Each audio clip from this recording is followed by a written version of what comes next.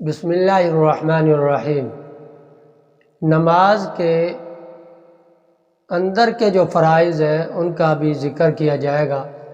پہلے آپ کے سامنے جو پچھلے سبق میں ذکر کیا تھا وہ شرائط نماز تھیں، نماز کے باہر کے جو فرض تھے ان کا ذکر کیا تھا، اور وہ 7 تھے، بڑی آسان طریقے کے ساتھ کہ زندگی میں کبھی بھولے نہ۔ اور آج جو ذکر کریں گے جن ارکان نماز کا، ان کا تعلق ہے نماز کے اندر کے فرائض۔ تو پہلے نمبر پہ نماز کا جو فرض ہے وہ ہے تکبیر تحریمہ کہنا۔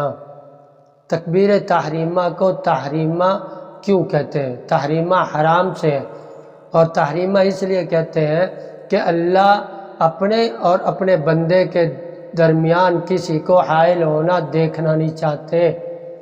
مطلب دنیا کا ہر کام اس بندے کے لیے حرام ہو گیا جو اللہ اکبر کہہ کر نماز کے لیے اس نے ہاتھ باندھ لیے، اب یہ نماز کی باؤنڈری میں داخل ہو گیا۔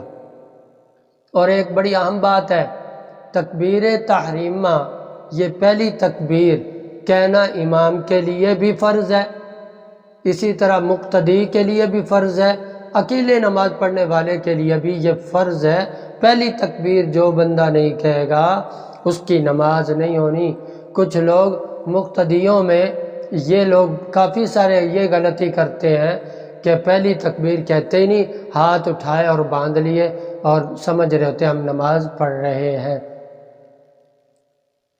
باقی تکبیروں میں سے کوئی چھوٹ جائے تو گنجائش ہے، لیکن پہلی تکبیر اگر کسی کی چھوٹ گئی تو اس کی نماز نہیں ہونی۔ اسی طرح یہ والی سستی اور کہاں ہوتی ہے؟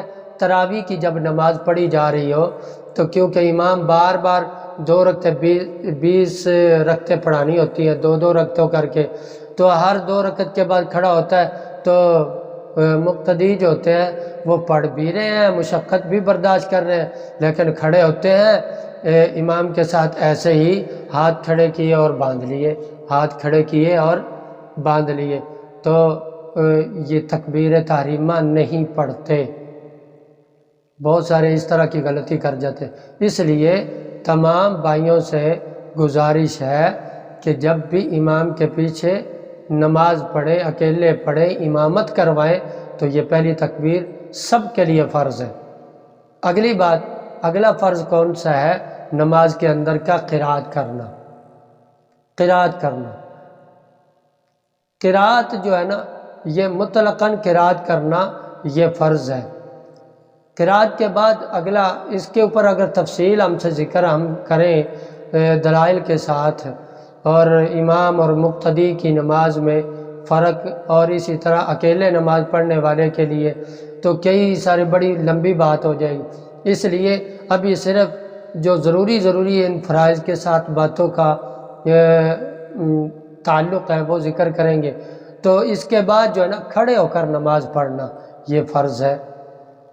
تیسرا فرض کیا ہے جی؟ کھڑے ہو کر نماز پڑھنا۔ پہلا فرض تکبیر تحریمہ کہنا، ہاتھ یوں ہو، دیکھ رہے ہیں قبلہ، یہ تلیاں جو ہے نا یہ قبلہ رخ ہو، تو کانوں کی لو کے برابر ہو، یہ کانوں کو ہاتھ لگانا نہیں بلکہ برابر، تو اللہ اکبر کہہ کر ہاتھ باندھنا۔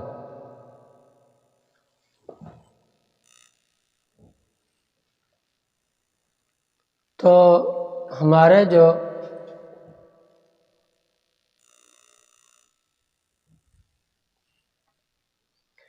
قیام کرنا یہ بہت ضروری ہے، رکن ہے نماز کا۔ اگر کوئی بندہ قیام نہیں کرتا، کھڑے ہونے کی طاقت ہونے کے باوجود بیٹھ کر کرسی پر اور وہ نماز پڑھتا ہے تو اس کی نماز نہیں ہوتی، اس لیے کھڑے ہو کر نماز پڑھنا۔ اور ہماری مساجد آج کل کے دور کے اندر آہستہ آہستہ چرچ بنتی جا رہی ہیں، اتنی زیادہ کرسیاں پڑی ہیں کہ تقریباً 25% بڑے شہروں کے اندر تو 25% جو لوگ ہیں نا وہ جناب جی کرسیوں پہ بیٹھ کے نماز پڑھ رہے ہیں۔ تو کرسیوں کا رواج ختم کیجئے، جتنا ہو سکے. اور سب سے بہتر یہ ہے کہ کھڑا نہیں ہو سکتا تو بیٹھ کر، زمین پر بیٹھ کر نماز پڑھنے کی عادت ڈالیں، کرسی پر نہیں. تو جتنا ہو سکے اس بات کو آگے لوگوں تک پہنچائیں کہ کرسیاں مساجد سے نکالی جائیں. بہت زیادہ کی کوئی ضعیف آدمی آ گیا ہے جو زمین پر بھی نہیں بیٹھ سکتا اپنے سہارے کے، تو وہ کرسی پہ بیٹھ جائے. اور پھر کرسی پر بیٹھ کر بھی غلط طریقے کے ساتھ نماز پڑھ رہے ہیں، تو انشاءاللہ اس کے اوپر کرسی، اسپیشل کرسی کے لیے ہم آپ سے ذکر کریں گے کہ کرسی کے پر نماز، صحیح نماز کیسے پڑھیں اور بیٹھ کر صحیح نماز کیسے پڑھی جا سکتی ہے، تو وہ بھی آپ کے سامنے ذکر کریں گے. بہرحال ابھی ہے قیام کرنا، یہ تیسرا فرض ہے نماز کا. اور اس کے بعد ہے رکوع کرنا. چوتھا فرض ہے رکوع کرنا صحیح طریقے کے ساتھ. اس کے بعد رکوع کے بعد آ گیا، یہ 4 فرض ہو گئے. 5واں فرض ہے 2 سجدے کرنا. 2 سجدے کرنا. کوئی بندہ بھول کر بھی ایک سجدہ کر دے، ایک نہ کرے یا ایک بھی نہ کرے تو نماز نہیں ہونی. اس لیے ہر رکعت کے لیے 2 سجدے ہیں، تو 2 سجدے کرنا یہ فرض ہے. اس کے بعد آخری جو ہے نا جو فرض ہے وہ یہ ہے کہ آخری رکعت میں التحیات کی مقدار بیٹھنا، یہ فرض ہے. تشہد کی مقدار، مطلب التحیات سے لے کر عبد و رسول اتنا بیٹھنا فرض ہے. اور پڑھنا، کوئی بندہ یہ نہ کہے اتنی دیر بیٹھ گیا ہوں فرض ادا ہو گیا لہٰذا نماز بھی ہوگی، یہ نہ سمجھیے گا. اس کے اندر التحیات للہ یہ پڑھنا واجب ہے. تو نماز کو سیکھیے بھی.